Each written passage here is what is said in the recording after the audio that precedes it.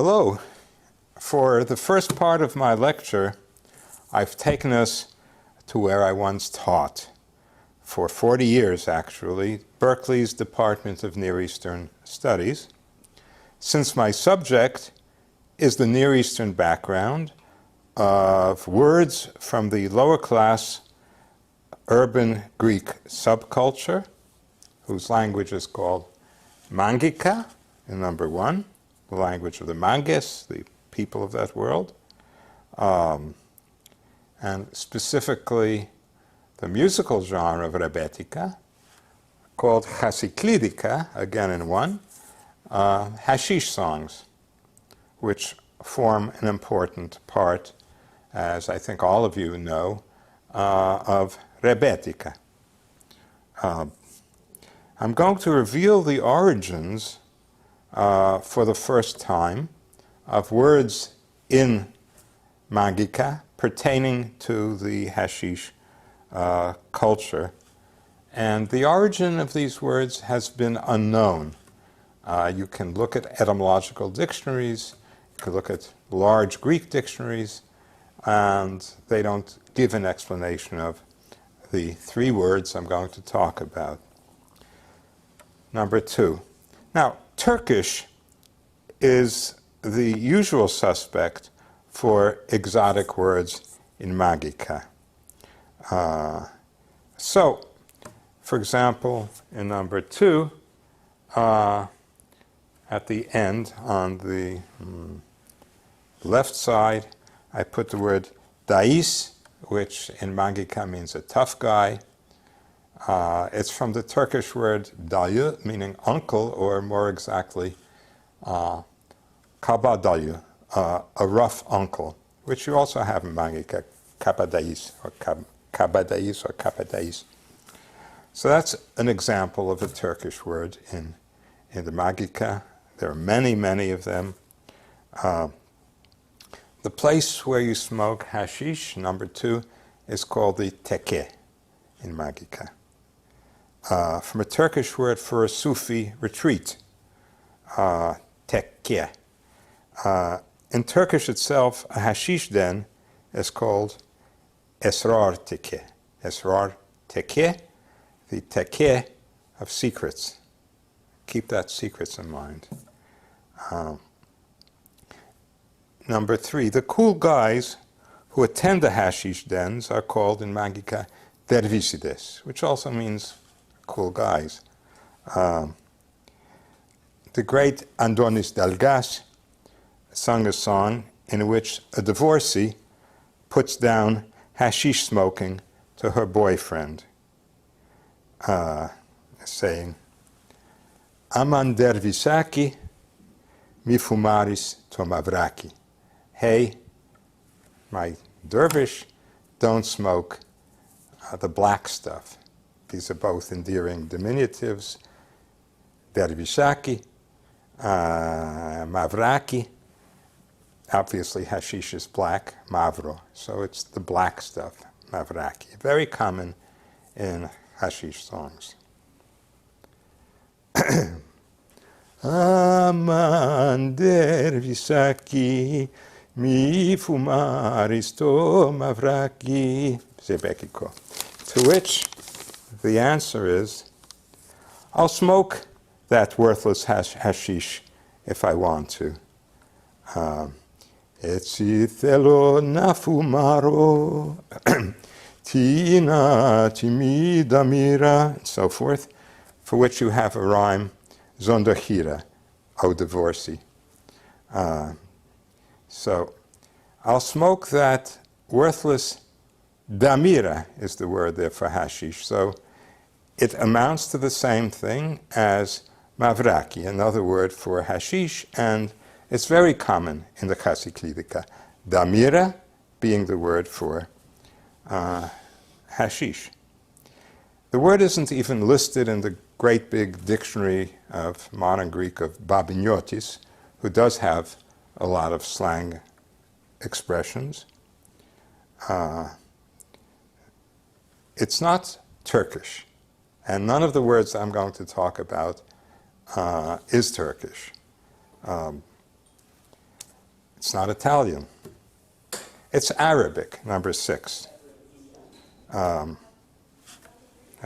now gone through 4, and we're on 5 and 6. 5 and 6. Damira occurs in Arabic. It means something which is concealed, something which is private, something which is intimate. And indeed, we have one testimonium in early Arabic literature, classical Arabic, that the smoking of hashish was a private thing, a secret sort of thing. People didn't talk about it, at least this one source says, and we can imagine that in those sectors of Islamic society, especially in certain periods when, as in Greece, hashish smoking was frowned upon, it's a quiet, private thing. Compare the Turkish phrase esrar tekke, the tekke of secrets. And you can add to that the fact that secrets, esrar is a plural, secrets were thought to be revealed while one is stoned on hashish, and all kinds of new meanings open up, which some of you may have experienced in your own smoking of hashish. Or not. Anyway, so damira, I think, furnishes a good source for the word for hashish. Now, the mangika, this is number 7, the mangika word for being stoned on hashish, and this is very common, is masturis, someone who is stoned on hashish. Mastura, the state of being stoned on hashish. Masturono, masturiazo, I get stoned. Masturliki, again, the state of being stoned, and so forth. So we have a root mastur, mastur. Mastur, there's no etymology for it. It's not Turkish. You can find the word mastur in some modern Turkish dictionaries, or mastur, but it doesn't have a Turkish construction. It's not from Persian or Arabic in its form. And no one says it's from Turkish, that the Greek word comes from Turkish. If anyone says anything, and some Turkish dictionaries do, it's the Turkish word is from Greek, since there were a lot of hashish smokers, Greek hashish smokers, in Turkey. So now that we know to look to Arabic, we have a hint of its origin. And indeed, in the literature, which extends from the 7th century of the Common Era to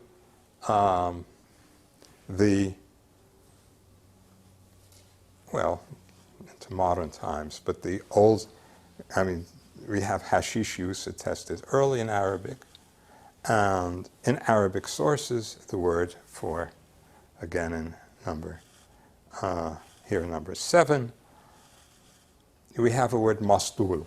Mastul means being stoned on hashish, exactly. In some Arabic dialects, mastul means stupid, in Syrian dialects, for example.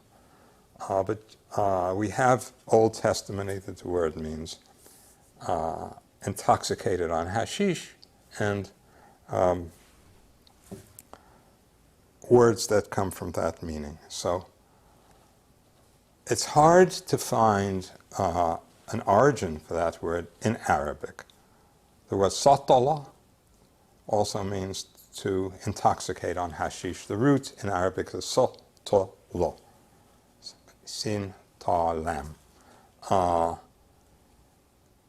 Now, if you look at Arabic underworld talk from Old Testaments, and dialect material.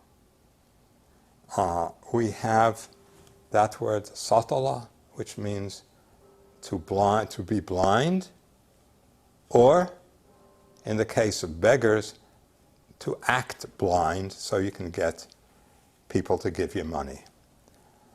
So mastul means literally blinded. So it's being stoned, blind, as it were, stone blind. And you can compare a famous lyric by Tsitsanis, Aptin suramu timitimu devlepo.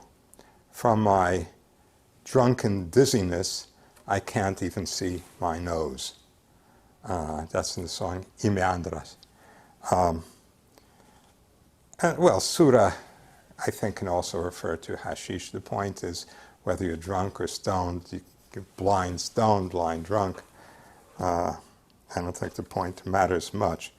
The learned Franz Rosenthal, who wrote a famous book called The Herb Hashish Against Medieval Islamic Society, couldn't find the origin of that, but a few years later, in the 70s, Clifford Edmund Bosworth, in his book on the Banu Sasan, the old Arabic underworld, he gives the correct explanation.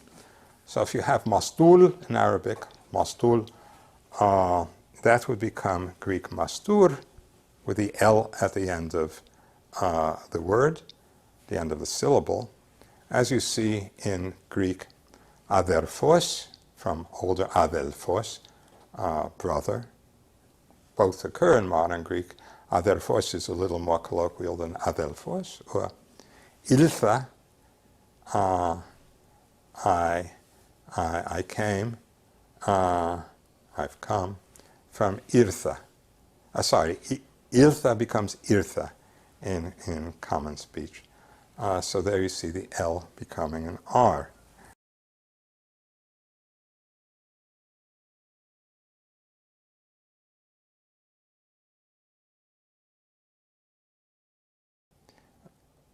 The word charmanis was used, well, it's used often in the Hasiklidika, but Marcos Vamvakaris, when he was dragged out of a teke to his first recording session, he sang a song, which no doubt he sang in the tekes, Ime charmanis apto proi. I've needed a, as it happens, smoke since morning. Where the word charmanis refers to the state of